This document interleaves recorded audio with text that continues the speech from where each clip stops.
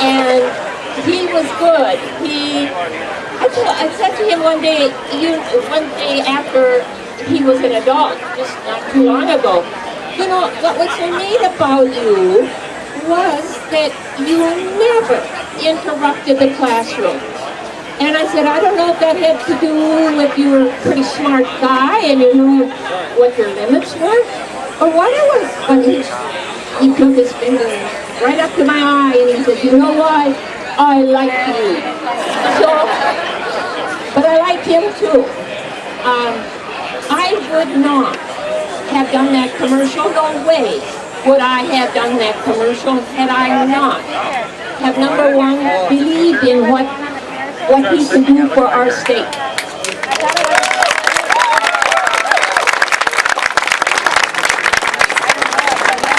Being a retired teacher, I so firmly believe in education. And you know what? I can't say that Norm Coleman has done a heck of a lot for education. Do you know, I have been so proud of our state because we have been one of the top in the state. Our state has been one of the top in education in the USA. Not anymore. In the past few years, it's been painful to see that they're going down, and I can't stand that. I think it's about time we get somebody in there that fights for education.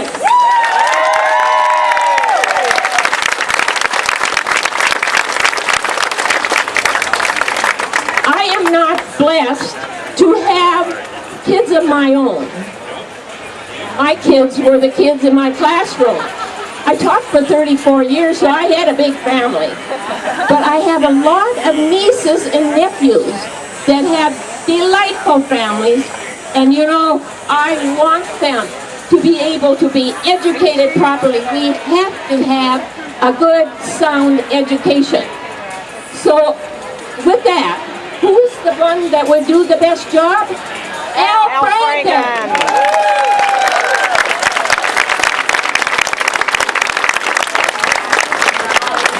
I have to be honest, I don't just like Alan. I love Alan. I know he is going to be the best senator we have had in years. I know that. So, from my heart, I will say, I'm voting for him. I know that. I have sound feelings and for him. I know he will do a good job. He's a very sharp young man. He has come from good stock. I know that too. Well, thank you, Mrs. Mulin. She's been here all day campaigning for my dad. So thank you so much, Mrs. Mulin. We are very lucky to have another very special guest here. I'd like to introduce to you, I'm sorry, is it loud? Okay. I'd like to introduce to you a good friend of our family and a big supporter and someone that we are a big supporter of as well, the Mayor of St. Paul, Mayor Chris Coleman.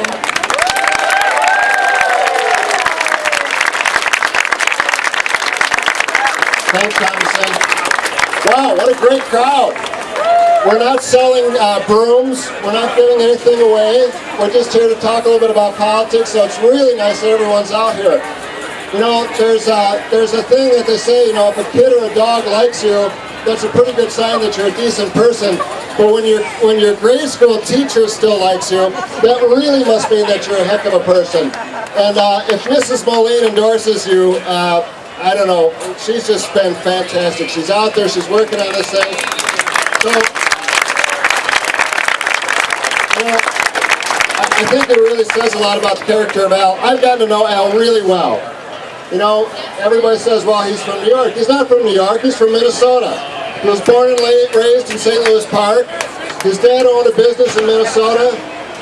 He knows the state. He's been to every corner of the state. He's been working on behalf of people. And one of the things I really like is that ad from that guy down in Texas. Who's seen that ad? Yeah.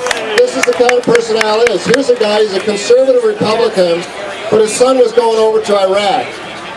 And the guy knew that his son didn't have enough armor, and Al had heard about this.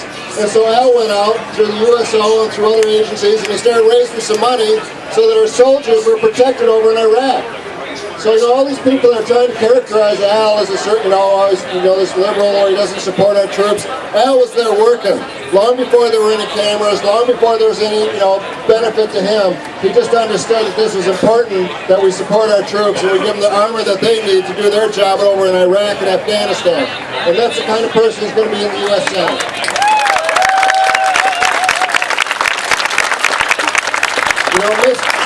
Having Miss Mulin here is great because, one of the things that we're working on really hard in the city of St. Paul is education. We know that one of the best crime fighting strategies that you can have is to make sure that all of our kids are educated. Make sure that they have alternatives to getting in trouble, going into gangs, getting themselves involved in crime. But we got to start it at the earliest age. And it would be so incredible if we had a partner at the federal level that got that too.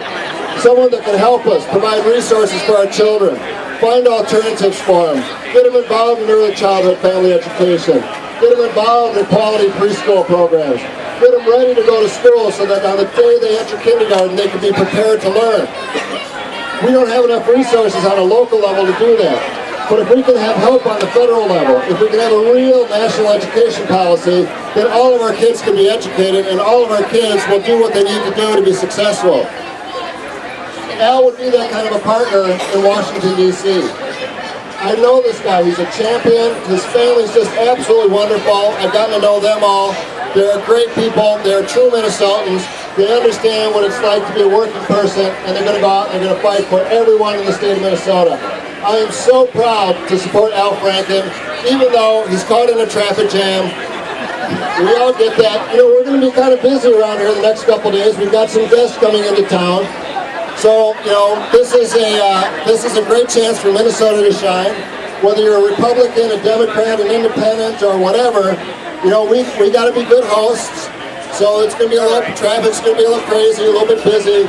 But then when Labor Day ends, when the convention ends on September 4th, and the fall election season really begins, I encourage you, please, go out.